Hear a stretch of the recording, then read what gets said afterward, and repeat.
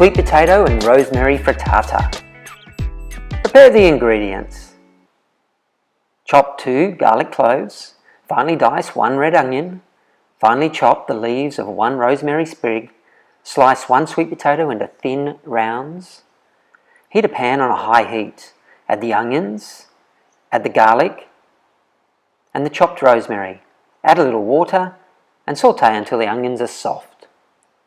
Place 500 grams of firm tofu into a food processor. Add 1/4 cup of corn flour, add 1/4 cup of nutritional yeast, add half a teaspoon of turmeric and 1/4 cup of water. Then puree to a paste. Add the onions to a bowl. Add the tofu to the onions. Add salt and pepper to taste and mix well. Add the sweet potato and tofu mixture to a springform cake tin.